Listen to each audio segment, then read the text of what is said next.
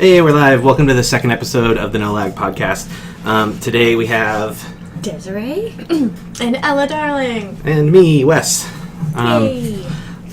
First episode started off really well by me asking Desi's name, and she was like, "Me." Like, what's going on? I'm learning.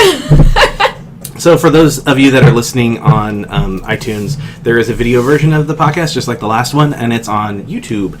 You can go to nolagtillbrooklyn.com, and that'll take you to our YouTube page, and you can find it there. So, really excited to have Ela with us. Yeah. I'm excited to be here. I'm always excited to be here. So, immediately then, we're going to talk about something that you don't really know anything about. So, hooray! Perfect. Just kidding. So we didn't get to talk about it last week, and it's actually probably a good thing. Doctor Who came back and premiered last weekend. Mm-hmm. So we have now watched this episode. We have. What did you think, Desiree? It started off rough for me. It was a little, overly silly for a little There's bit. some cartoon sound effects and things. Yeah, it was really weird. But I don't know, maybe it was supposed to feel like that. Like something's wrong, maybe. Right. But by the end, definitely had something in my eye. Must have been dog hair. The final scenes were kind of a good payoff for yeah. Not Although really it was knowing. a really long episode to wait for that payoff. Yeah, it was like an hour and 20 minutes, Yeah. which is long for a Doctor Who episode, and it I agree that it felt a little bit. Doctor Who's always kind of campy, which is part of its charm. But I think there's some right ways to do it and some wrong ways to do it, and they've kind of gotten away from the really silly stuff. The Christopher Eccleston era especially had a lot of silly stuff, and then they toned it down a little bit for David Tennant, and then they toned it down more when Matt Smith came on, and they changed producers and showrunners. So it was kind of weird. It was a brand new Doctor, a new guy playing the Doctor, so that was exciting, but. He didn't have his footing, and so it felt like the show didn't have its footing. Okay. So the character and the show both didn't have their footing. So, but in the end, I didn't get too misty-eyed over it, but I did like the ending. Yeah. I thought I was a little surprised by it, and it made the hour and 20 minutes worth it by the time you got to the end. Yeah, definitely. So I was pretty happy about that. So It was super exciting. looking forward to seeing how this guy continues. It's interesting because the actor who's playing the Doctor now was in a previous Doctor Who episode as a different character. Oh. And they made a couple references in this episode to, he flat out asked somebody, "Why did you choose your face?" And then I think when the question is asked, there's almost like a little glint in his eye, almost like something clicks in that moment in that scene. And I thought, I wonder if they intentionally brought back somebody that they had cast in a previous season. Yeah, he kept saying things like, "I've seen this face before." Yeah. Where have I seen this face before? Yeah. So I feel like that could just be an acknowledgement, just like a wink to the fans, he's been in the show before. Yeah. But I feel like it's something bigger than that. I feel like they wouldn't have drawn so much attention to it and repeated it so often if it wasn't going to be something that played to the show. So I'm excited to see how that works. But since we're talking Doctor Who, and I'm wearing... Oh, yeah? Since we're talking Doctor Who, I have one frame of reference through which I see the whole world, and it's porn. Yeah, okay. So, I don't know if you guys have heard about this, but there's a porn parody of Doctor Who that just came out starring a very good friend of mine, April O'Neil, who's a huge Whovian. And it's called Doctor Horror, and it's from a company called Wood Rocket, which is also a company I think that I don't know what kind of porn you guys watch, but if anybody watching this likes nerdy porn, they made a Futurama porn. Okay. They made I was in The Room. It's really cool. So The Doctor Room? Who, The Room. Yeah, they made a porn version of The Room? Porn parody of The Room. It was my second boy girl scene. I hate to say this, but The Room is already kind of a porn parody. There's but it was so super good. awkward, bad sex in that so many times in the room. I know. It was begging though. It was just begging to have a porn parody. Yeah. But so anyway, Doctor Horror. That's pretty much my Fantastic. only input here. I'm sorry. No, that's all right. So is your friend the Doctor or a companion? I'm not actually sure. Or a villain? I haven't seen it. I imagine she's probably a companion because she's If anybody knows, let us know in the comments. yeah. April O'Neil. Well, I was going to talk about Doctor Who in a different kind of play, which is Minecraft. Oh. Have you played Minecraft? I still haven't. Maybe we should do that. We should play some Minecraft. So they just announced a couple days ago this week, they announced that they're going to be releasing multiple theme and texture packs for Minecraft that are Doctor Who themed. So cool. If you've wanted your Minecraft character to look like one of the Doctors or one of the companions, you're going to be able to do that now. And I'm really, really excited. And I'm kind of working right now with some people to maybe do a special live stream on Twitch about the Doctor Who thing. So, and I've got kind of a really cool idea for something to build in mind. So, if for those of you that are Doctor Who fans, think Trenzalore. Just FYI, I haven't even been let in on this yet, so it's super top secret apparently. Yeah, about the Doctor Who group. Doctor Who group. Yeah, Livecast. Yeah, I don't want to say too much yet because We don't want spoilers. No spoilers. No spoilers, sweetie. One, the group, not all the group knows. Like, I've talked to like one person from the group, so, but I think it's going to happen, and it should be good. And yeah, I'm excited about it. It's hard because I want to talk about it. And don't jump the gun. You gotta talk about it to the group first. Yeah, for sure. And speaking of other groups that have something to do with Doctor Who, our good friend Leet Mando up in Alaska, she's one of our partners on No Lag, and she's also a big piece of the Knights of Nerdvana that we talked about in our first episode last week. She has a podcast with some other people. It's called, and I should have done the research on this. Oh my gosh! I think it's the Ladies of Gallifrey. You know what? We'll put a link in there for sure because it is on iTunes, so it's something you should check out if you're a Doctor Who fan. You definitely need to listen to it. So I apologize for probably getting the name wrong. Bad me. I'm sorry. Jeez, Wes. Jeez, so unprofessional. But real quick, back to it just dawned on me, Minecraft. There is one other big Minecraft piece of news that we got. So Minecraft for the Xbox One and the PS4 was supposed to come out a couple weeks ago. Oh god. And then it didn't happen. There were more bugs, I guess, they had to work out in the Xbox, and they thought they had the PS4 version done, and they sent it off to Sony, and then Sony found some problems with it, and they sent it back. And so the word on the street is that this week Sony got the Minecraft build back, and so they're testing it again. And that by the end of this week, Microsoft was supposed to have their version for the Xbox One. So hopefully we'll be able to be playing Minecraft on Xbox One soon. We have one huge project that we were previously working on that we kind of have to restart anyways. Makes me cry. We won't go too far into it.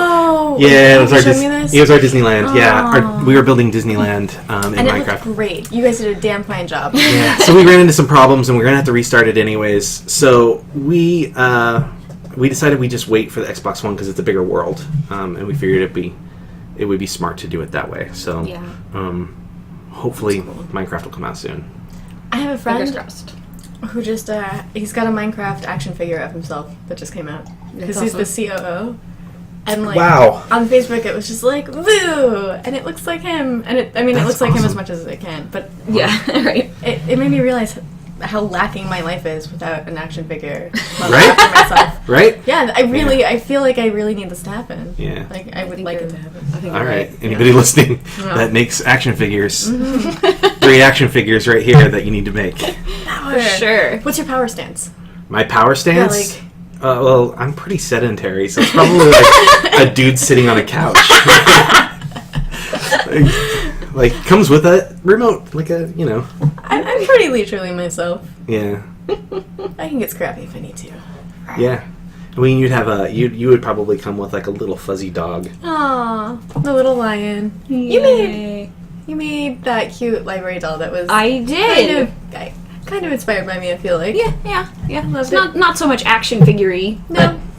But cool. Awesome. Trying to keep my glass down here on the floor so it doesn't make so much noise on the table. Oh, yeah. Okay, so let's shift gears a little bit. Let's talk book/movie. Books are important to you. Very important. As a former librarian, yes. I imagine books are probably more important than film. Absolutely. That is spot on. Okay. And for me, film is sort of like king, but I have a huge respect for books. I actually, it's funny because a lot of people say read the book before you see the movie, and I actually have the reverse stance because I have such respect for books. I think you see the movie first and then you read the book, because you know how people say the book's always better, and I think that's because people build the world in their heads, and the books are so much more detailed. They can take the time to really spend and develop.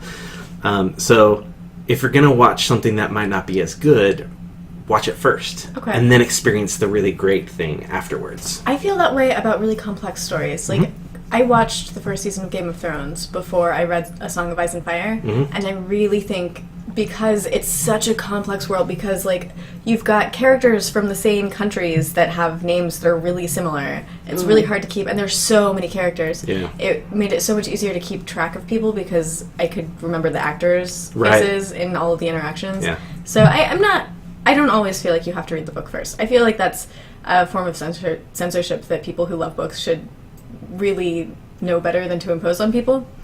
Sure. No, that's a good point. Yeah. Want to wait on this? I want to read Game of Thrones. we have Game of Thrones in our ebook. Like, we have the whole series. We're, like, ready, but we just haven't do it yet. Haven't started yet. But I see what you're saying, though, because, like, definitely it is... Even watching the show, sometimes I'm like, wait, who's that guy? Yeah. I'm really behind on all the books that I have. I have like a stack of real books and ebooks that I haven't, just been so sidetracked with other projects that I just haven't had a chance to really delve into them. I'm still behind on my Homes on the Range series, which I love. So yeah. I didn't know that. It's about cowboy detectives. Wow. It's really awesome. Fantastic. That sounds cool. It's a story about two brothers in I want to say Montana-ish, and they I would say probably late 1800s, early 1900s, and they well, I guess it would have to be because it revolves a little bit around Sherlock Holmes. Yeah. So one brother, the older brother, loves the Sherlock Holmes stories, but he can't read. And so his younger brother, who's sort of his sidekick and who's writing the story, gets the Sherlock Holmes stories and reads them to him.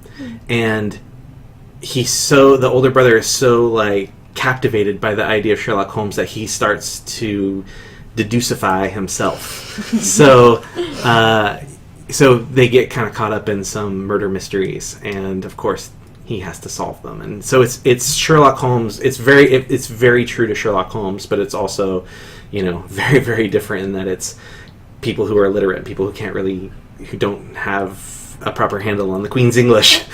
So I love it. That sounds fantastic. It's a really, really great story. And, do you have that in ebook? I have it on ebook. Yeah. Is it on Kindle or something else? It's on Nook. I might be able to lend it. Okay. So I'll let you know. And they have the same free app. So I could just buy it and actually support an author who's probably very worthy of support. Yeah, I think that's an option. I think there's 3 or 4 of these books already. I have 3 of them. I finished 2, and I still need to read that last one. And then of course I have the Game of Thrones books just sitting there. Right.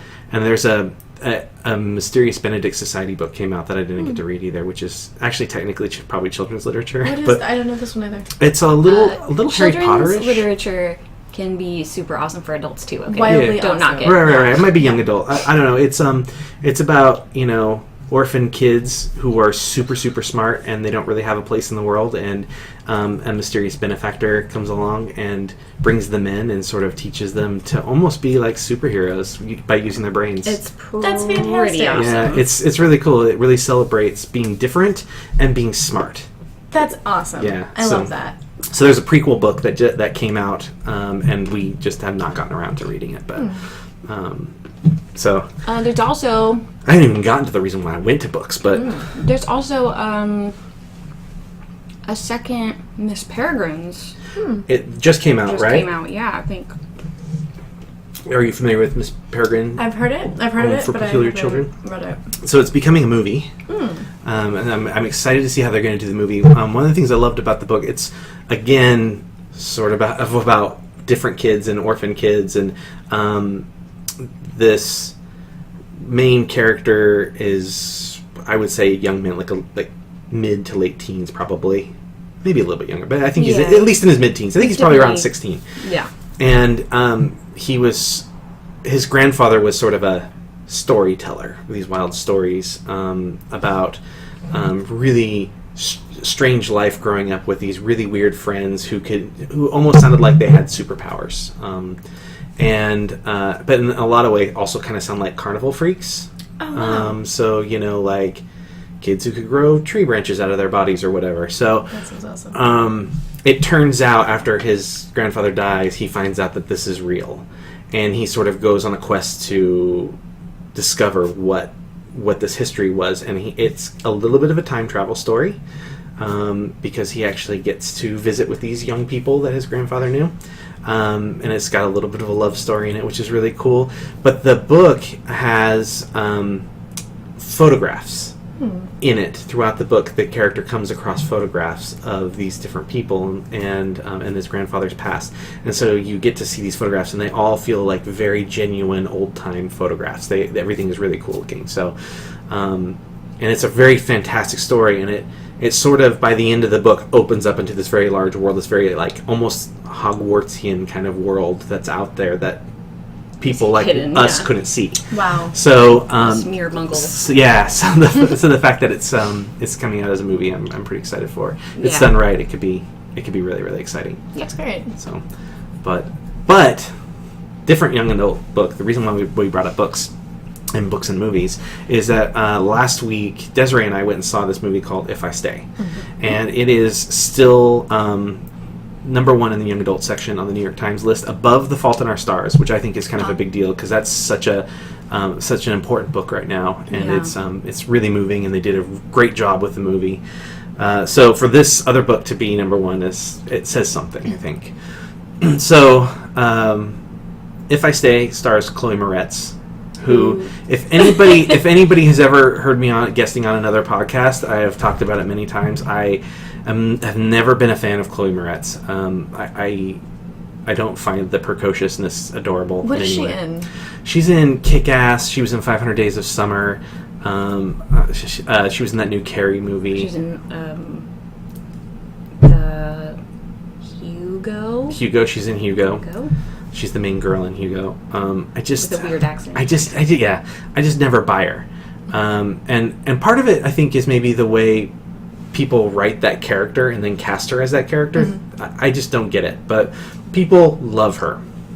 And I've gotten to the point where I just don't want to see her in movies. And then I saw the trailer for this movie. And admittedly, actually, probably, sorry, movie makers, the trailer is probably better than the movie. The trailer is incredibly moving. Whoever made that trailer is a genius. Yeah, they really know what they're doing. Because I feel like the trailer sums everything up in such a succinct way. I've seen the trailer, so I feel good about it at least. Yeah, the trailer's good. The trailer's really moving. I saw it and I was like, I really have to see this movie. And I was like, wait a second, I want to see a Chloe Moretz movie. That's super weird. and so we went and saw it. And do you want to give your take on it? Yeah, I thought that. So I haven't read the book. Neither of us have. I thought that it was definitely a story that has been told. It's not like a super, unique story, but they told it in a way that I felt was sort of unique. And I thought they did a good job with the filmmaking of it. Yeah. It wasn't like amazing. I thought Fault in Our Stars was a better movie, for instance. Sure. But it still was very good. Like, I definitely didn't feel like a waste of money or anything. Chloe Moretz was not annoying in it. No, she wasn't. It wasn't a waste of money, and the main actress wasn't awful. Put that on the poster. Put it on the back of the DVD case. All right, you guys are really selling it. Yeah. Well, those are the things that we were worried about. Yeah, those are the things we were worried about going in.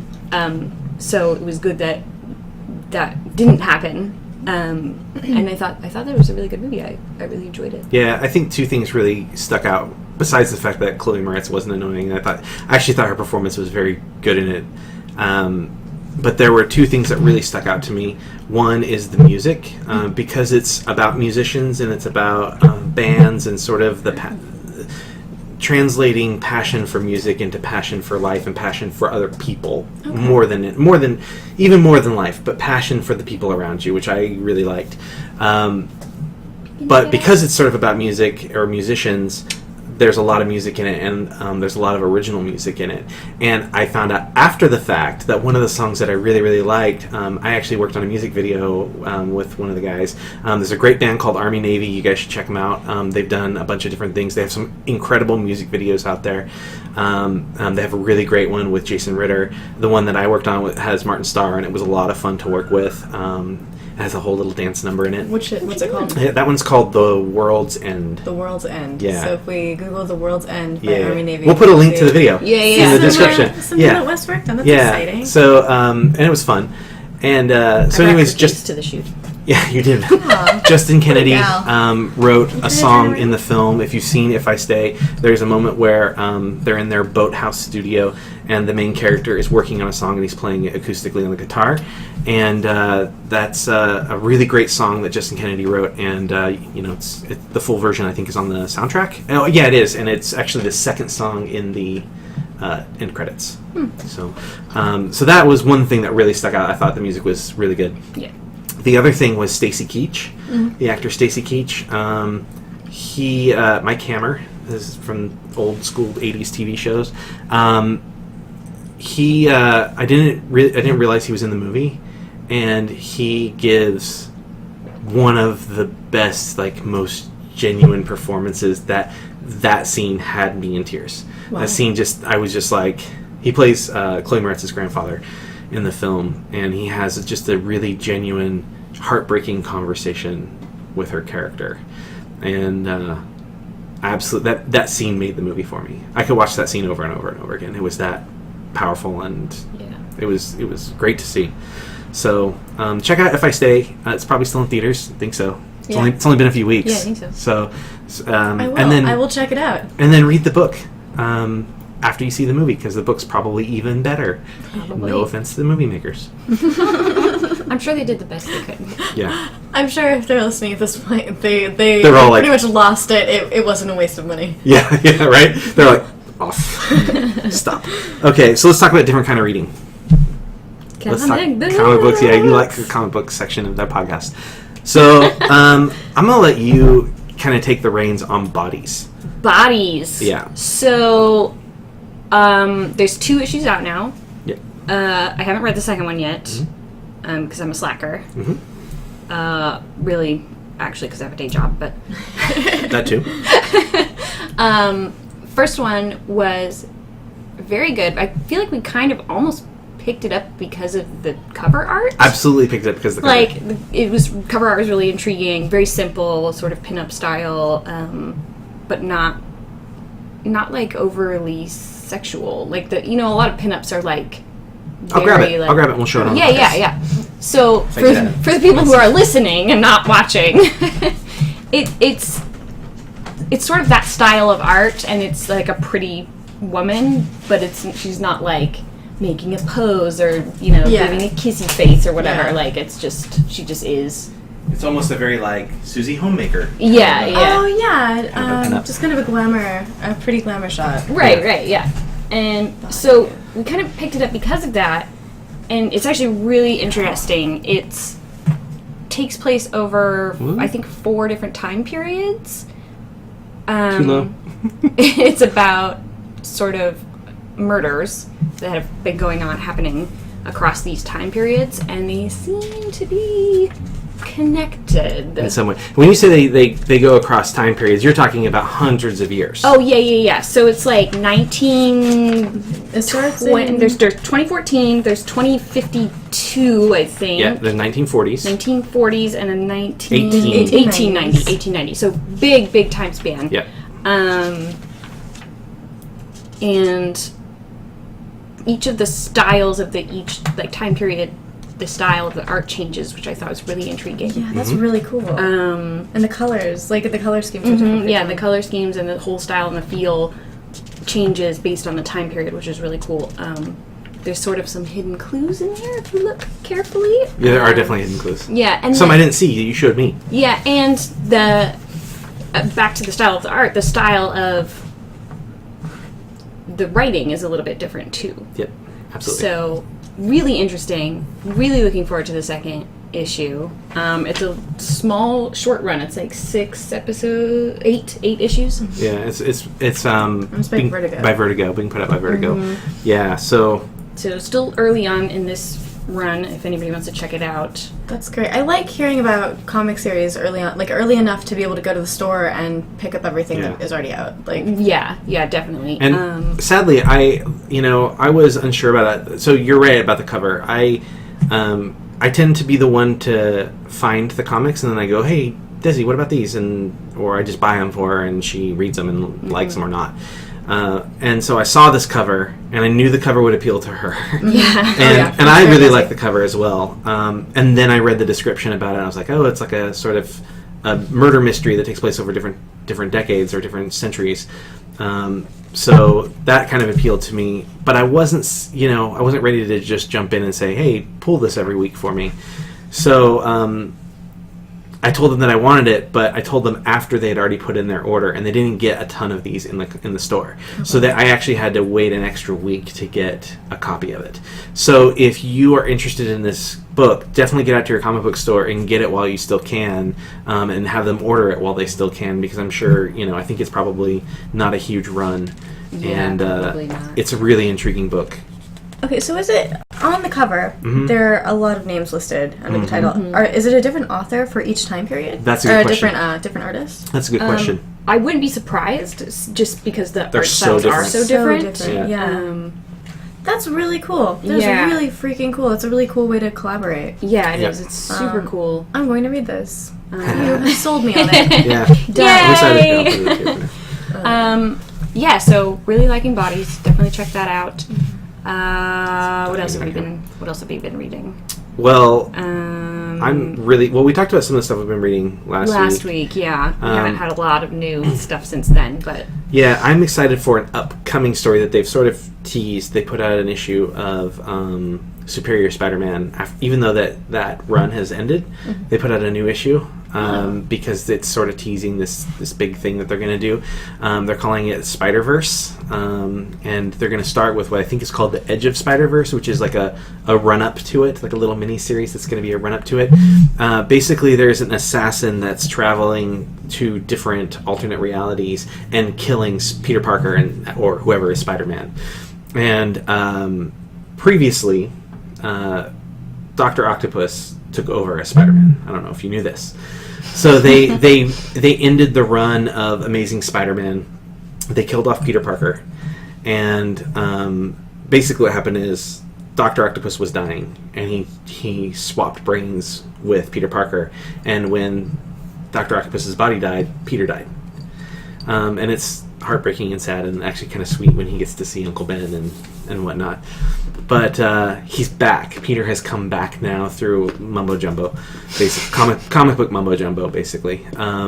So Peter's back as Spider-Man. There's a whole lot of changes. He has he has doctorates now because Otto is smarter than Peter. So and he has a big corporation now, Parker Industries, and Aunt May has gone off and married someone now. Wow. Yeah, there's a whole lot of changes going on. But so flashback to Dr. Octopus being Spider-Man. He got caught in sort of a little time travel situation, and he went to the future and found Spider-Man 2099, and kind of came across this plot that somebody's trying to kill Spider-Man. So he uses the future technology that Spider-Man 2099 uses to travel through time, and he travels sort of, I think, accidentally into an alternate dimension and meets another Spider-Man who's in the process of being killed by this assassin. Wow. Crazy. So the gist of this whole crossover is going to be all of the Spider-Men from all the different universes coming together to face off against this assassin. Wow. So it's going to be the Spider-Verse, all these different Spider-Men in one big storyline. I was already excited about it because I'm a Spider-Man nut. And if I'm not mistaken, they're not all men. They're not all men. That's what I'm going to get to. Spiders. That's what I'm so excited about, because they've teased the cover, or they teased an image of one of the Spider-Men. And it looks like in an alternate reality, Gwen Stacy was bit by the spider, and she is the Spider-Man. Oh, or Spider-Man. wow. So I'm so excited. She looks freaking adorable in her Spider-Man costume. She's like a hoodie. She's a hoodie with the spider. Yeah, it's really cool. Right now. I'm really, really excited. You can tell I was like, there's a girl in here, and when I saw the image, I was like, is that Gwen Stacy? And then I looked, and sure enough, she's got the signature headband on, and I was just like, that's Gwen Stacy as Spider-Man, or Spider-Woman, I should say. But I'm really excited about this. So you're Googling the image right now? Yeah, I'm checking it. Oh, wow, that is super cute. Yeah. You get her little hoodie. Is it this? Yeah, that's her little hoodie. That's cool. It's great. You should post this image. Yeah, we'll have a link to an image of it. Oh, man. Yeah, so at the end of each podcast, I put everything we talked about onto a Pinterest board. So there's links to everything with pictures. Pictures. Which is awesome. That's great. You're very Pinteresty. you're the person who got me into Pinterest. I'm a little bit addicted to it. She's definitely can sometimes be a problem. Yeah, it can be sometimes. But if you want to see the monkeys that we were talking about, the chimps from episode 1, that we talked about last week. There's a link to the Amazon, which you can watch it on Amazon. A link to the Lancelot link. But and we'll probably say this again at the end, but if you listened last week, my Pinterest name actually changed since last week. So we'll put a new link up. Yeah. Yeah, you're making a few because I have like all different handles for all my different like Twitter and whatever, so I'm trying to kind of consolidate and make everything the same name. That's good. That's a smart move. Yeah. So one more comic that I want to talk about, because I don't know that much about it, but it was a big award winner a couple months ago, 2 months ago roughly. So, but you know about it because you read it. So do you want to talk about Sex Criminals? I want to talk about Sex Criminals. So Sex Criminals is fucking awesome. Frankly. It's by Matt Fraction and Chip Zdarsky. I don't know if I said his name right, but they're both hilarious on Twitter and in their comics and in everything they do. Sex Criminals is about a woman, who, a librarian, in fact. So obviously I love it because I used to be a librarian. So it's about a librarian, and she discovered when she hit puberty that she has this interesting quirk. Every time she has an orgasm, time stops for a little while. And so it shows kind of through her youth, her sexual exploration, all the different people she slept with, and every time she comes and they just freeze. Everything freezes, and it's just this kind of like other space. And then one day she hooks up with a boy, and time stops, but he doesn't. And she realizes that he too has the same curse. The greater arc of the story is that her library is being shut down by a bank because they owe like $50,000 or something. Stupid banks. And this dude who she's banging, who also has the same situation, happens to work for the bank. So they come up with the idea to fuck in public near the bank and then go and rob the bank because time stops. So they go and they rob banks to pay off the debt of the library to save the library. That's awesome. That sounds totally awesome. Until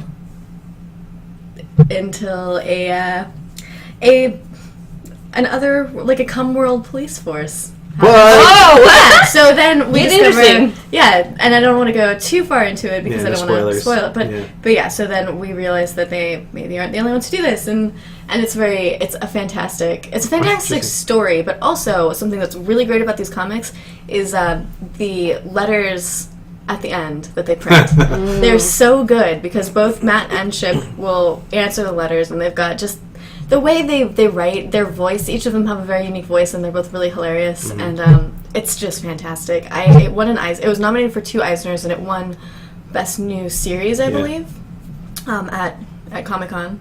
So yeah, it's absolutely worth checking. It's such a good story, and I know a lot of people that I talk to about comic books who don't actually like to read comic books, their big thing is that they're turned off by like superheroes and stuff like that. Right. There's a whole blog that someone who went to my grad school made called No Flying, No Tights, which if you are one of those people, if you know someone who like you want to get them into comics but the superhero thing just is not their jam, check out No Flying, No Tights, and they do. I think it's still a functioning blog, but they review things that are in the comic world that isn't what people typically expect.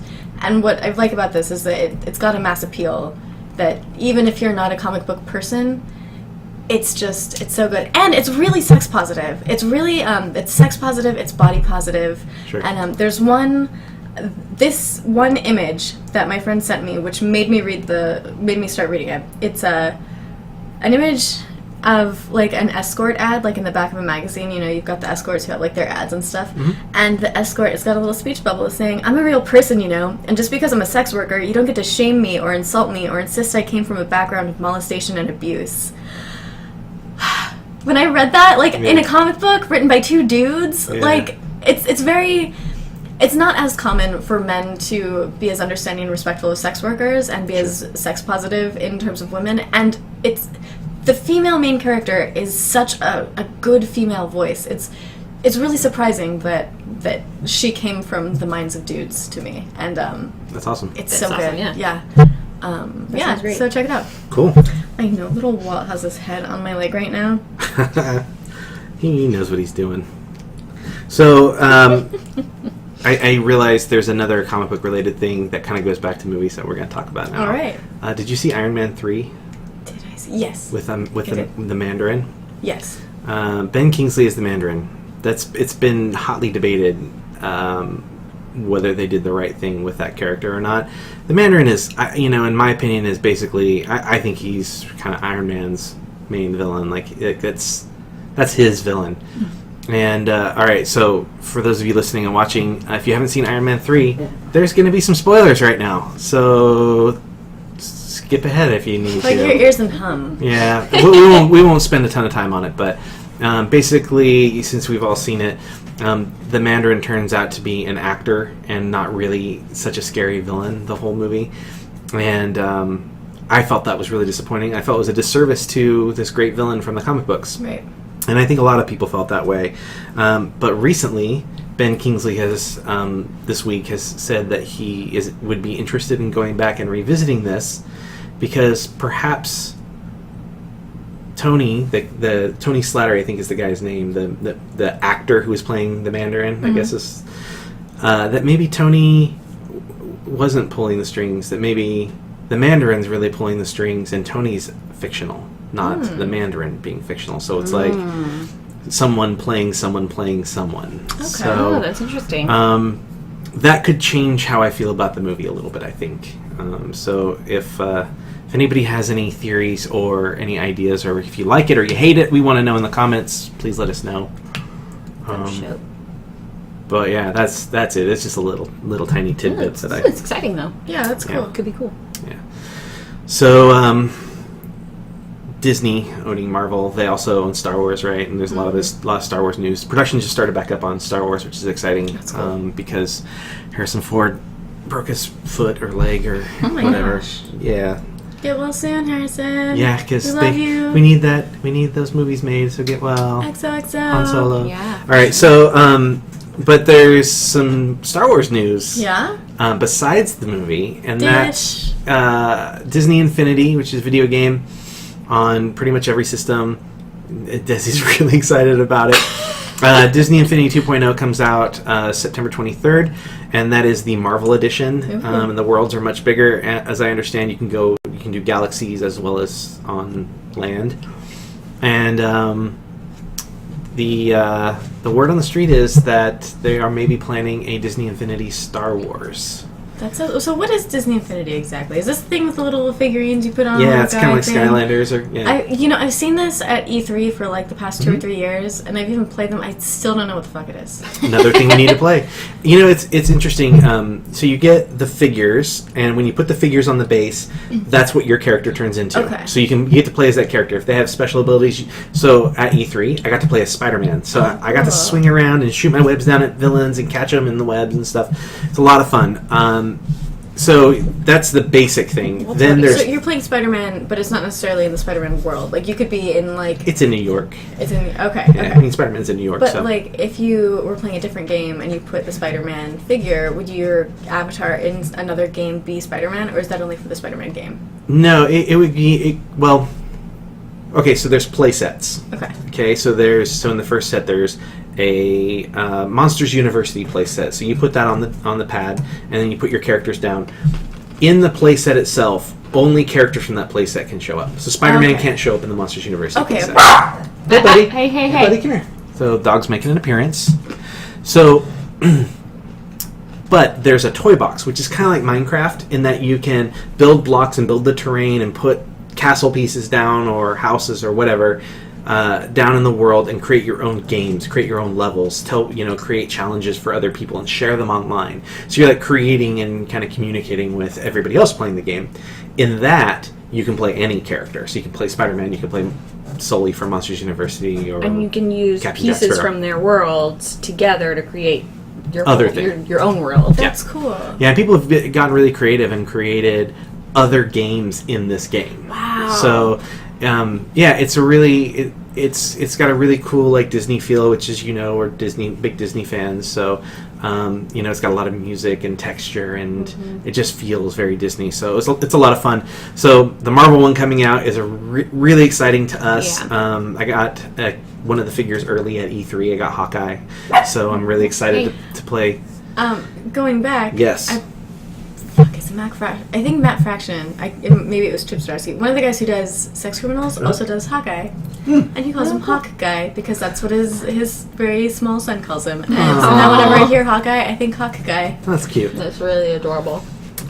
So if they do a Star Wars one, I'm not sure that I care that much about the Star Wars world to play in. I kind of am excited about the Star Wars figures. Yeah. Yeah. So yeah, obviously. I imagine that's coming out just in time for the new film. Oh, I'm sure, yeah. Very often, the Star Wars, recently at least, the Star Wars movies, the action figures are a little more exciting than the ones that they've put out in the past Walt, 15 years. Can you please use your inside voice? Use your inside voice. Get him if you have to, please. It's been 15 years, hasn't it, since the Come here. episodes 1, 2, and 3? Yeah, it's been, was that... Yeah, it's been... I can't believe that. Oh my god. Yeah. I was sorry. No, you're okay. Man. Sorry. Yeah. Yeah. So, sorry about the disturbance with the hound, everyone. It's pretty far away. Yeah. Okay, so moving on. He's just trying to get internet famous. Internet famous. Walt, internet famous. Throwing a diva fit. Well, I do keep telling him he needs to start pulling his weight around here, so... Yeah, that's what he's trying to do. So, he's trying to be an actor, so here, he can sit at the table. Speaking of space games, Destiny is coming out. And this girl, Desiree, is getting ready. Yeah, I'm actually really excited about it. So Wes played the beta. So, typically, in our house, Wes plays a video game, and I either man the book, if we get the guide, or I just watch out for shiny stuff. Yeah, I have a hard time seeing the treasures because I'm so hyper-focused on shooting people or getting to the objective, so she sees the stuff in the corner, which are usually a little shiny. These are adorable. Teamwork. Yeah, I actually really enjoy it. Like, I enjoy playing video games that way. I'm not the most hand-eye coordinated person in the world. So it's kind of a way that we enjoy games together. And plus, I like watching them. I like enjoying it, like getting the story and seeing the graphics and things like that. So that's what we usually do. Wes recently just played the beta for Destiny, which is coming out soonish. September 9th. Okay, September 9th. Thank you. And I wanted to play it. So I have played a few games myself, campaign-wise, like, not just like in multiplayer or whatever. Fable being the main series that I played, and I really enjoyed that. And for some reason, I don't know, just watching the Destiny beta looked really fun to me. The world is really pretty. Very beautiful. Yeah, it looks very nice, great graphics, and I don't know, just for some reason I wanted to get into it. But the thing is that I haven't really played any first-person shooters before. Oh, careful, Walt. You have to stay here in my lap, okay? So you haven't played many first-person shooters? So I haven't played many first-person shooters. Pretty much, you haven't played first-person shooters. Right. I mean, you've toyed around once or twice. I've been like, here, try it, and you're like, and spinning around, pretty much, like with you're doing this. Yeah. Okay. So that's how it is when I play too. I have. Well, okay, because the thing is, I don't know if maybe so I don't know, Wes, maybe you can tell me which is which, but I like the controller different than you like it. You like to invert your controller up and down? Yeah, okay, so, because to me it makes sense to, if you want to look forward, push your head toward the forward, down toward the ground, and if you want to look up, you tilt your head back, so you would pull back on the stick. Yeah. That just seems... Whereas other people would think, I want to look up, so I want to push up on the stick. I want to look down, so I'll push down on the stick. Right, but I don't know, for some reason... Yes, that is exactly the problem that I have most of the time. Yeah, so it doesn't work in my brain that way. Right. You and me, baby. Yeah. I'm on the same page. But you did really well the other night when you played a first-person shooter. I think it was... I don't know, it seemed like it was working fine to me. Like, I'll play with you. Yeah. Anyway, it was... So anyway, I would get like kind of confused, and then I would get frustrated, and then I would just die, and then I would just be like, no, I'm done with this. So I wanted to get some practice in before Destiny comes out. Because I'm not that great.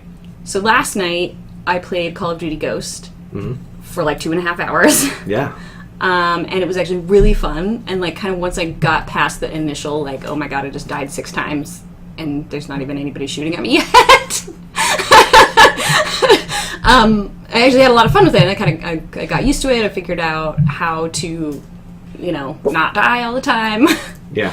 And it was a little rough watching you yeah. run the wrong direction off of the cliff over and over again. But you got past it. It was rough at the beginning, but I got past it. I really enjoyed it. I'm probably gonna play some more soon. Yeah, we're gonna put. I wasn't initially going to put any of the clips of her playing Call of Duty online, but it was so much fun watching her. She's natural at streaming video, which if you want to watch us stream videos, that's how we actually record a lot of them. We stream them first, and then we chop them up into episodes. If you want to watch us stream them live, we do it every single weeknight at 9 p.m. Pacific time. And it won't always be me, but... Yeah, we have different people do it, and we sometimes get people with us. And whatnot, but. Yeah, and you go to twitch.tv/NoLagTillBrooklyn. So, you will get to watch her do that. But we are going to go ahead and upload some of the Call of Duty stuff she was doing last night. Be warned, though, I do cuss like a sailor apparently when I play. I'm so proud of you, Desi. I watch you play. Well, see, the thing is that not many people who know me in my current life know this, but I used to be a huge potty mouth. And it kind of stems from being smaller than all of my younger siblings. I have 7 younger siblings. Wow. And at some point they all got bigger than me. And so it's kind of like it's assert almost your like dominance. Yeah, it's almost like I'm the grown up because I can cuss. Right. But then when I got together with Wes, he was like, he doesn't find it attractive, and so I kind of tapered down a bit. And I mean, we both swear and sorry. Yeah, no, we do. Sorry, Mom. My mom would be like, "Good job, Des." Yeah. I've said this before to you guys, but I feel like it's maybe this is part of your overarching charm in that you two, as a couple, remind me of like a Spielberg movie. Like when I'm with you, I feel like I'm in a Spielberg movie. That's like the best comment. Okay, so let's. the guy with the Spielberg / Doctor Who theme shirt on. Okay, we're pulling a little bit away from Destiny, but I appreciate that a lot. But I just wanted to warn people: it's an explicit stream, so for sure. So she's preparing by playing Call of Duty, which is awesome. But Destiny, I want to talk about sort of what the game is because we haven't really. They don't know, maybe. Yeah, it's super new. The game's kind of a first-person shooter. I mean, the mechanic is first-person shooter. It's also got a little RPG element in that you level up your character, you can find new pieces to your weapons and find new weapons and upgrade your weapons and upgrade your abilities. And I got a lot of fun out of, when I was playing the beta, I upgraded my character to be able to double jump. And that was a lot of fun, and I didn't quite get her. I always play as a woman, by the way. I didn't quite get her leveled up to triple jump, but there is a triple jump as well, so I'm really excited for that. And for anybody wondering, I always play as a woman when I have the choice. I'm not exactly sure when that started. I'm not 100% sure why, but people have asked me recently why I do that. And I think, or at least the reason that I'm giving people is that women, I think, as video game characters especially, but in media as a whole, are sort of underappreciated. And I think that I get a kick out of seeing an empowered woman. So, I like Tomb Raider. Love Tomb Raider. It's one of my favorite series of all times. I consider the best game of all time being Ms. Pac-Man. I just think that women in games tend to kick ass, and I also kind of like this idea that people expect something different out of women, because that's, as a society, we kind of beat that into men's heads that women are either objects or women aren't valued as much. I mean, today women still aren't paid as much as men. So this idea that there's an expectation, at least in my head, that's the world I build for the men enemies, is that they see me coming and they have an expectation of who I am, and then I punch them in the face, and it's awesome. So that's cool. So that's why I tend to play as women. My sorry, ladies, he's taken. my Commander Shepard is a femme-shep, and she always will be, and I love her for it, and she's just so kick-ass. So yeah, a lot of similarities between that game and Destiny, as far as the visual aspect of it. Yeah. Just the look of the characters and stuff is a very similar feel. If you'd like to see my female character from Destiny that I created during the beta, we actually posted 2 videos. One of which, the first video, is called Test Drive, and it's on our YouTube channel. And if you go to Test Drive Destiny Beta Part 1, you can actually see me go through the process of creating my female character and then going out and making her kick a whole lot of ass. So. But yeah, so I'm really excited about this game, being able to level up and change my weapons, and they've already announced really cool downloadable content, or expansion packs as they're calling them, which is sort of a common term for PC gaming, expansion packs, but you don't really hear that for console gaming, and I thought that was interesting that for this game they're calling them expansion packs.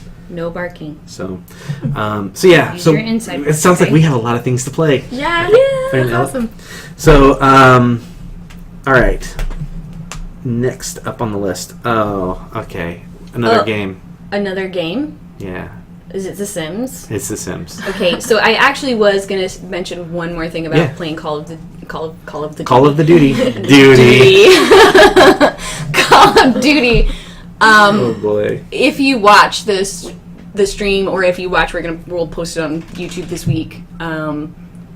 I do get distracted sometimes by things that I probably shouldn't be getting distracted by, like flooring and drapery. I love you so much. And for those of you who don't know me, I'm an interior designer, so it's just natural for me to notice these things. And like, we'll go out and we'll be at like the mall, and I'll be like, "Oh, I really like the carpet in this store," and Wes is like, eye roll, But roll right out of my head. Yeah. So I tried not to get too distracted by it, but I did at one point say, "Ugh, vertical blinds, gross."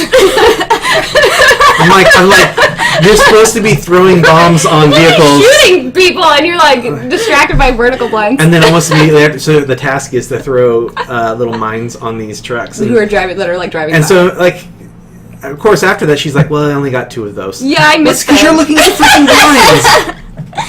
So anyway, to the point of me being, I love design and architecture and everything that has to do with that, and it's just sort of a natural part of my life. I really love The Sims. I've always loved The Sims, more for the house building and designing aspect than for the actual character. Can we actually hold The Sims for a second? Yes. Because because you started talking about design and architecture and stuff, and I think there was actually another topic that you kind of wanted to tell Ella about. And I think this would be a good time to do that, and then we'll jump back into The Sims. Okay, so on my Pinterest, I have a board called For the Geek Chic Home, and it's sort of like, I see a lot of the time things posted for like Geek Home or Geek Chic Home that are not really that chic. Like they're geeky and they're for your home, but they're not really all that chic. And I think that as much as I would love, a Minecraft torch wall lamp as much as the next geek, I also find it a little lacking, because I think that people who are geeks who are into video games and comic books and movies and things like that have a definitely have an appreciation for visual things. Right. I mean, how many video games do we go, oh my god, this is beautiful scenery. Destiny. Yeah, Destiny, not, Destiny being the most is forefront in our minds right now. So I wanted to create a board that showcased geek chic. Truly exceptional. That's truly like amazing, beautiful design. So a couple of things that are on there, for instance, right now, is I love the idea of using old card catalogs as furniture. And I know Ella has a card catalog. I don't. I wish I did. I thought you did. I would punch a baby to get a card catalog. Punching babies. Baby. Okay, so anyway. Babies are stupid. There's a couple of those on my board. I think they're really interesting. I love the way people use them in unique manners. Obviously, there's not a huge demand for having a card catalog, especially not in your home. But I see them used a lot in craft rooms. Yeah, you keep going on your card catalog, and I'll take care of the oh, Walt. Come here, you. So they're putting like buttons and beads and small items like that in them, and then some people will sort of turn them into a different type of a piece of furniture, like a console. Okay. That's long, where you would throw your keys and stuff when you come in. So I love that. Super chic to me. And then I'm trying to think. I like to post a lot of things on there that are like bookshelves, but that are unique bookshelves. Right. Because we've kind of had a book-centric podcast this week, but Sorry. yeah. So I just wanted to sort of give a nod to the fact that geeks really can be chic and classy, and have an appreciation for those beautiful things.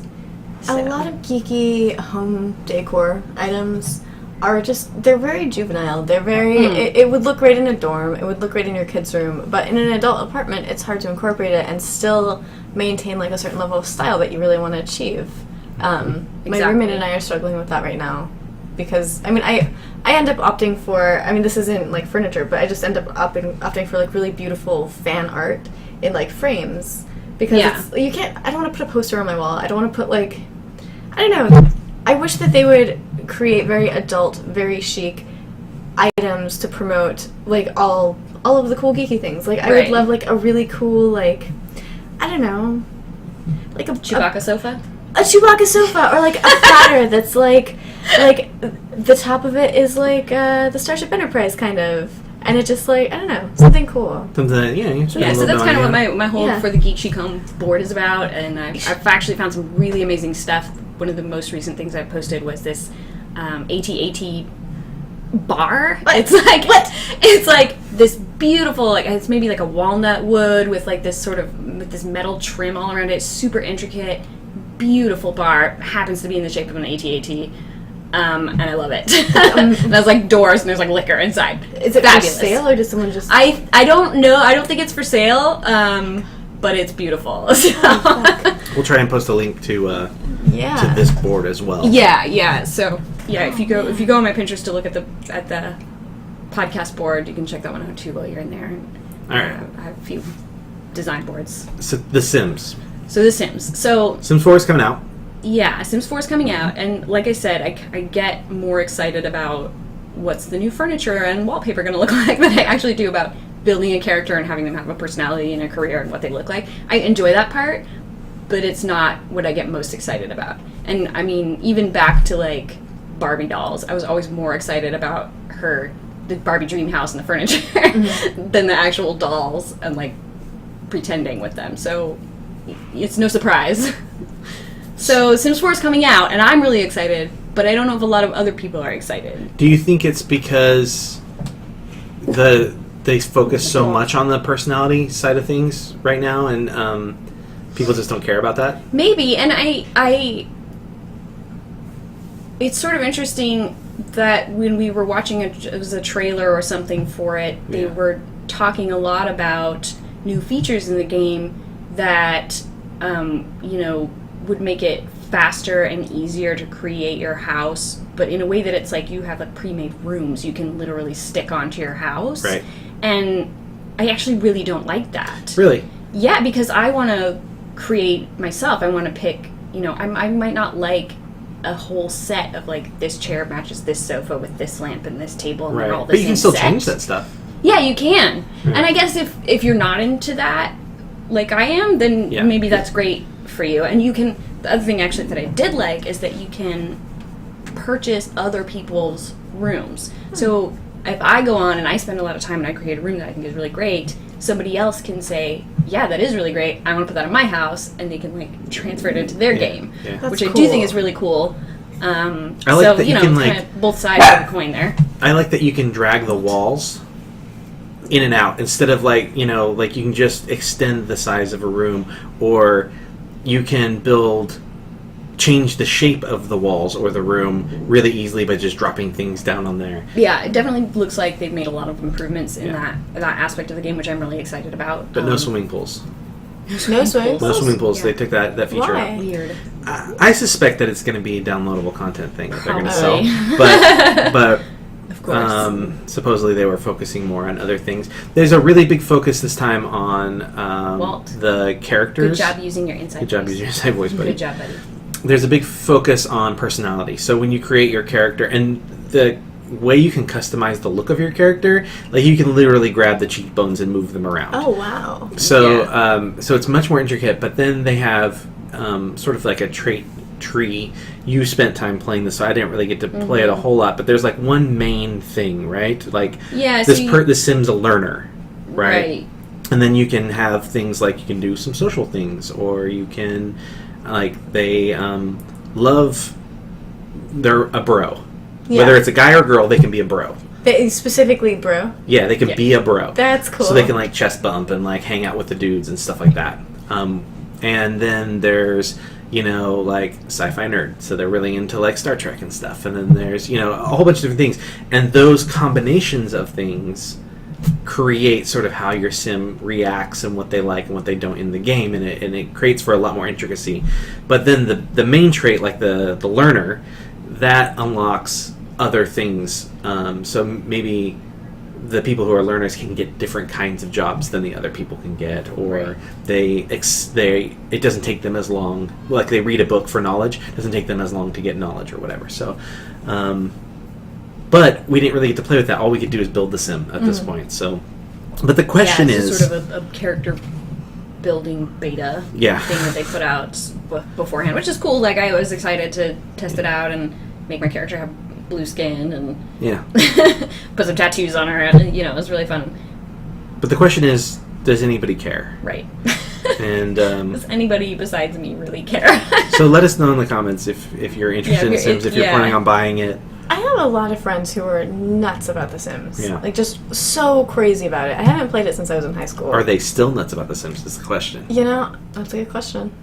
So, let us know in the comments. Let us know what you think. If you think The Sims is... I think, I got excited about the last one and I played it, but once I played it, I got tired of it kind of fast. And I think the last one that I really got into and that I really enjoyed was actually Herbs, which was like the urban version of The Sims. Yeah, on like the Xbox. It's the same world, but it's just, they introduced tattoos and spiky hair and, like, the Black Eyed Peas were in it. It was really crazy. Yeah, it was really, really strange. Yeah, it was really crazy. It's like Fergie and you could sort of... Of course it was. You could sort of... You're, like, hanging out with Will.i.am. Yeah, you live in an apartment at the beginning instead of in a house. Okay. And... You're in a city. You're in a city and you travel via the subway to these different sort of niche neighborhoods. Like, so it's almost like a Sim City. Almost! Yeah, I really had fun with that game. If they combine SimCity with The Sims, I would be really, really interested in that. I don't be really cool. Brag, but I won. Basically, I mean, I say I won The Sims. I used to play Sim Farm back in, like, 3rd grade. I kicked so much ass at Sim Farm that I, like, maxed out that, like, I could not earn more dollars because I hit the maximum number of dollars. I am kind of I'm like the Monsanto of Sim Farm. Well, maybe we'll have to do, like, a SimCity play with you. It'll be fun. Yeah. We have the do have the new SimCity. Actually, really good. I'm surprised we haven't played it more. Yeah. It did seem It was buggy. It was buggy initially, and people didn't really like the fact that you had to be always online when it first came out. You can do offline now, but like conceptually, and the way that it played, and the how you create your city and stuff, I thought was really well done. And it's pretty. Very pretty. Yeah, it's very pretty. What's up, buddy? All right, so we're down to our last few topics. I'm excited. So technology, we were just talking about The Sims, and sort of they've increased the technology to make it a more interactive experience. So now we're going to talk about technology that's not so interactive. Oh, wait. Oh, no. Oh, you were really excited? She's excited. I'm excited to talk about technology. So this new thing called Coin is coming out. And I'm really, really excited about it. You may have read about it or seen some stuff online. Basically, it's a new card with a magnetic stripe, just like all your credit cards and your grocery store rewards or your AMC rewards or whatever. And this is programmable. So you get a little device that you plug into the bottom of your phone, kind of like... what's that thing people use for credit cards? Square. It looks like a little square thing. Mm-hmm. You plug that in, and you open up the app, and you swipe the card, and it programs it. It takes your card and information and puts it on your phone, and then you swipe your coin card, and it programs that onto your coin card. Wow. So you can have 8 cards in one, and I'm freaking excited for it. I heard about it last fall. And I jumped in on the pre-order thing, and I got like half off the cost. I think they're going to be about $100. And they haven't launched it yet. They've been testing it in San Francisco, and it's going into beta this fall. And I signed up for the beta, so I'll be getting my beta card. And then when it actually launches in the spring, I'll get a new card. I'll get the real deal for helping them test the beta. But it's really cool. It's got like a little button, like a little touch button, touch screen, or touch sensitive button on it. And it's got a little digital readout. And when you touch the button, it changes what card it is and tells you what card it is. That's so cool. So I'm really excited for that because it looks cool. It's all futuristic. I'm excited about consolidating how many cards I carry because I try not to carry too much anyways. The other thing that I'm really excited about with it is it has it's linked, I believe, via Bluetooth to your phone. So if you accidentally leave your card at, say, a restaurant, when you get a certain distance from the card, it alerts you on your phone. Wow. So you can go back and get your card. That's awesome. Yeah, so... I've lost my credit card 3 times this year alone. This year? This year. 1 year. Wow. Well, the future is now. That's awesome. I'll send you some information about Coin. We'll put some info in the description as well. That's cool. Yeah, I'm very excited about Coin. I'm excited about some new technology. Yes. So the Oculus, we know, is coming out. Well, I don't know if you know. The Oculus is coming out next year. I think in May, tentatively around May. The Oculus Rift is a virtual reality headset. You put it on, and it's very immersive. It's cool. You can look around. You can look up and down, and depending on how the video is shot or created or designed or whatever, it's really immersive, and there's really cool games for it. But you're my spaceship partner. Spaceship. Oh yeah, we got to play at E3 together. E3, yeah. That was cool. Actually, that wasn't very good. That was a really shitty game. Like nobody knew what the fuck to do. But we flew around and we shot things out of our spaceships together. You're damn straight we did. Yeah, we didn't blow a thing up, but we shot stuff. We sure tried. Yeah. We tried. But so there's another headset that is I met this guy also at E3 who's his name is Ed, and he's making something called Game Face, and it's, from what I can tell, like almost a higher quality version of not version of the Oculus Rift, but it's a competitor to the Oculus Rift that I think is possibly even better. Wow. Just in terms of like the specs that I've learned about it, like it's 2.5K, I think, or it will be, or something. Anyway, it's really good, and I'm excited about it because I really like virtual reality. I'm making pornography for virtual reality headsets. So for those of you wondering when that's coming, it will. It will be coming so soon. It's like on the edge, baby, like right there, like just like that. That's not what I meant. I know. Soon. So I just got 12 GoPros and a little rig. So like they talk to each other a little remote. It's really cool. That's Just start shooting some porno hopefully this week on it. So there you go. VRTube.xxx. VRTube.xxx. If you wanna, there's already stereoscopic videos posted, which means it was shot with 2 cameras, 2 GoPros, so it's like 3D stereoscopic. But yeah, so that's kind of cool, and it's gonna be nerdy, and it's gonna be awesome. It's gonna be nerdy. It's already nerdy. Like the videos that are up there, they're like these demo videos that I did. I'm wearing like my R2D2 swimsuit, and I mean, if I'm in it, it's a nerdy thing. Right. But yeah, so gaming, nerdy stuff, technology, porn, good times. Yeah. Good times. We'll post your Twitter user handle as well, so people can. Okay. Not that it's really difficult. I'm at Ela Darling, Ela Darling. So if you want to follow her, she's actually not just porn, but like you say some really important things on your Twitter. That's one of the reasons why I really enjoy following it. Thank you. Although I have to be really careful what I click. It's true, and I apologize for that. For that reason, my brother does not follow me on social media. Your freaking profile picture right now. I'm like, boobs. I'm sorry. I don't think about that. Like, I don't think about how my friends might be uncomfortable with my little boob icon. Like, not boob icon, but boobs in my icon. Anything you do, I want you to be successful at. So, thank you. But I understand. I just never think about that. It's all right. You don't have to. Yeah, you don't have to. I mean, the thing is, we know, being friends with you, that it's going to happen. You have a few followers, right? I mean, so it's probably. This doesn't mean that it's muted, right? No, that means it's blinking if it's muted. Yeah. Gosh. Yeah, we're good. I can see the levels. I talk about some cool stuff. I retweet a bunch of feminist stuff, and I'm the secretary of the Adult Performer Advocacy Committee. So if you have any desire to wait. You're an ex-librarian secretary porn star now? Amazing. Basically. Secretary porn You're star. welcome, world. That sounds like a secretary porn star sounds like an awkward administrative title for the Obama administration. You're the secretary of porn here, sir? I'm the chief secretary of porn officer. Chief. That's important. Yes. It's important to get these things right. Cool. So, along the lines of internet videos, going back to our streaming, just I wanted to talk a little bit more about that, because we're, and this is one of our last topics. Sorry, I know you want it to go on forever. We haven't been streaming video games for very long, but we are really having a good time doing it. Yeah, definitely. We definitely encourage people to come and watch us.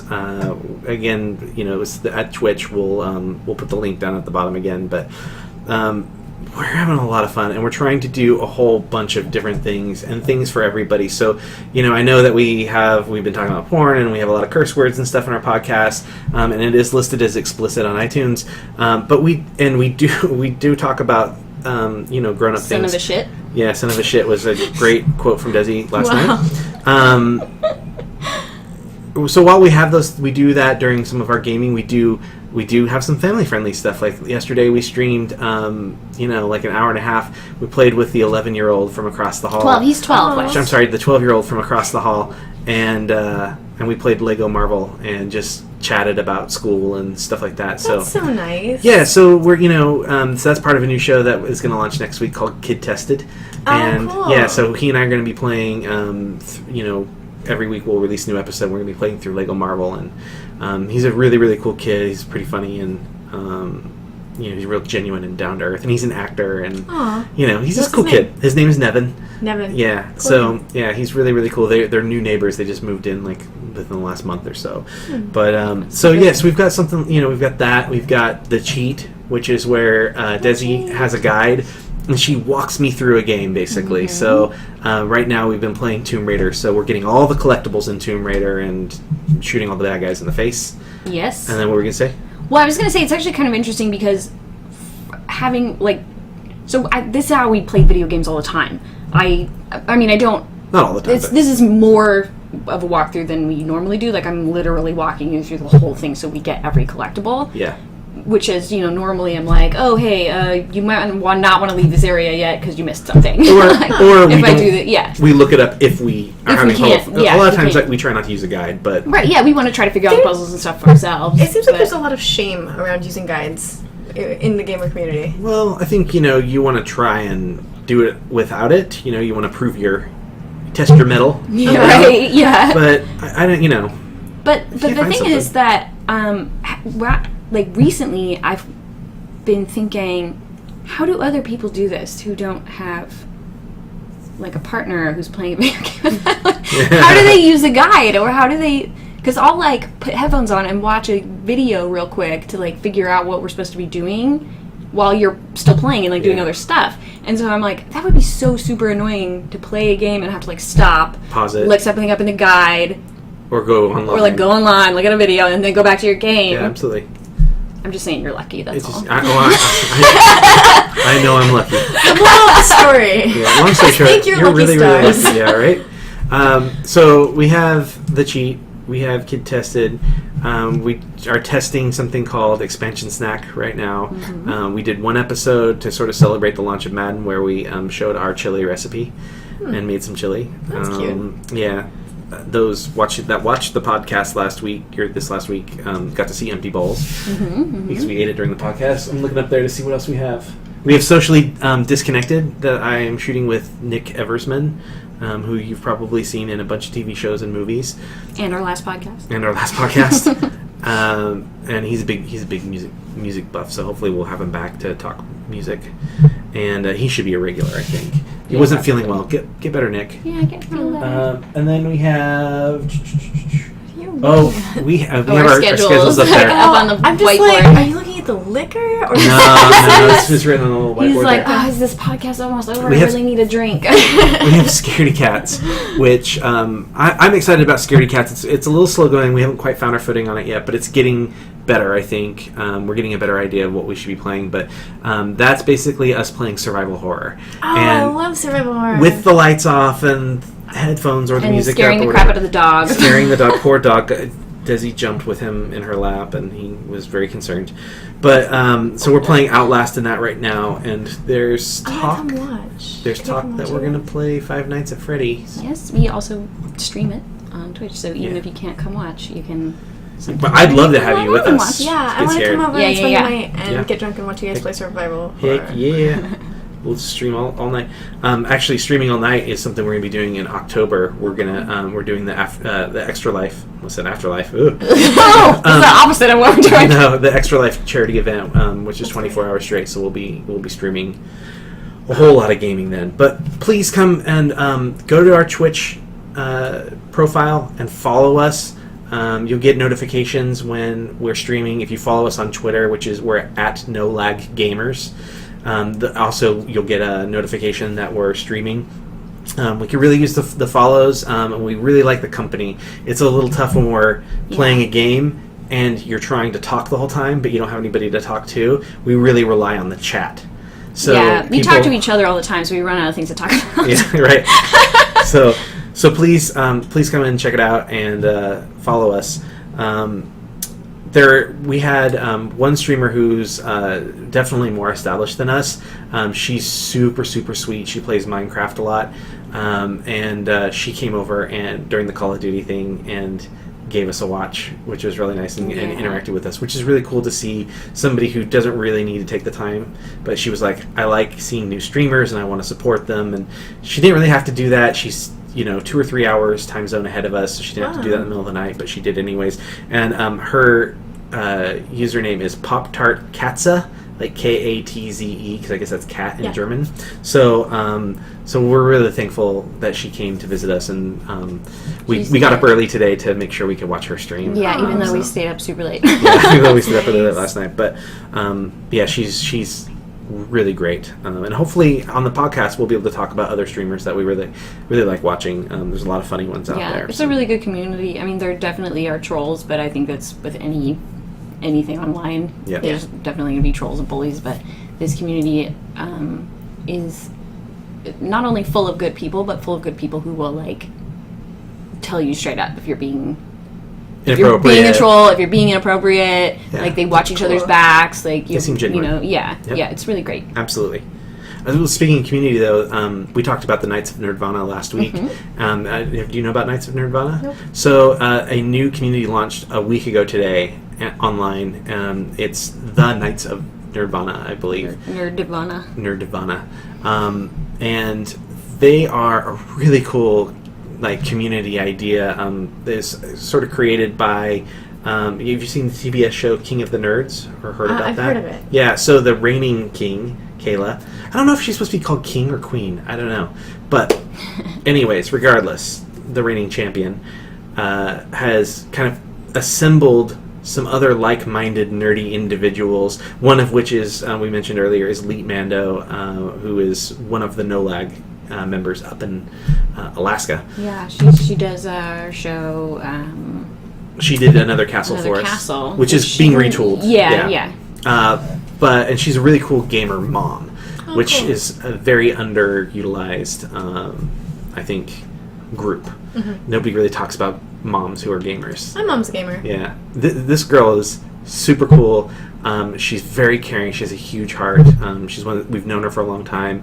Very close friends with her. We love her. Yeah. So anyway, so she's been talking about this Knights of Nerdvana thing. Well, it was Operation Condor for a while because they didn't want to tell us what it was, and then finally it came out, and it was this Knights of Nerdvana, and they created this really cool community where people can go and like communicate and be, friend request each other and talk and go into the forums and kind of commune with each other, and it's a safe place for nerds and other like-minded people. They also have a Squire program where young people can go in there, and it's sort of like a safe place for them. And cool. They highlight a Squire one a month, and they give them like some signed stuff, and they give them a gift card to Think Geek. And anyway, so it's really cool, and they have roundtable challenges, which is why I'm bringing up the Knights of Nerdvana again. I know we talked about this last week, but now I'm going to talk about the roundtable challenge. They have an area where you can challenge their senior staff to something.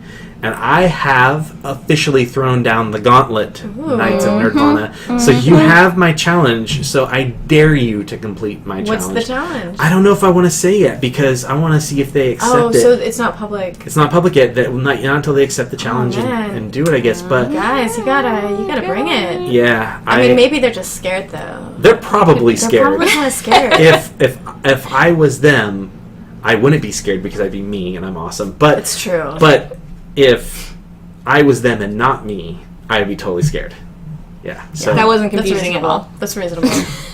So do it. I dare you. Double dog dare. Oh, it is now you basically have to. She brought it. I'm just going to raise it. I'm going to raise it. Triple dog dare.